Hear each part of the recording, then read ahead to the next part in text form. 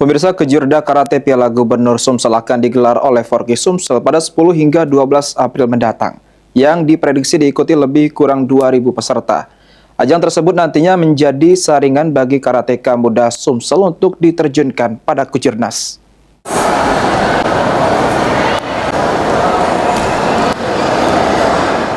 Disampaikan oleh Ketua Forky Sumsel Taufik Husni, Kejurda Karate Piala Gubernur Sumsel dan Ketua Forky Sumsel akan diikuti oleh seluruh atlet perguruan karate dan pengcap Forky se-Sumatera Selatan.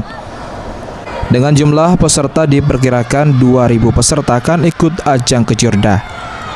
Kejurda ini menjadi ajang terbesar yang digelar oleh Forky Sumsel, serta menepis isu beberapa waktu terakhir adanya kejuaraan karate yang mengatakan digelar oleh Forky, namun kenyataannya bukan dilakukan oleh Forky Sumsel. Dengan pelaksanaan Kejurda Karate Piala Gubernur dan Ketua Forky Sumsel, diharapkan dapat menjaring karateka unggul dan berkualitas untuk nantinya diterjunkan di ajang Kejurnas sehingga mengharumkan nama Sumatera Selatan. Selektif dan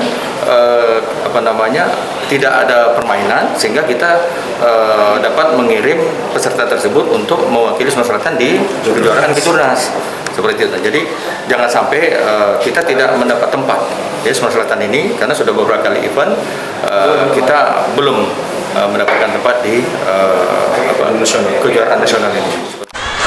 Pengurus Forky Sumsel sendiri terus mematangkan agar pelaksanaan Kejurda Karate 10 hingga 12 April mendatang berjalan sukses dan lancar. Tim Liputan, PAL TV.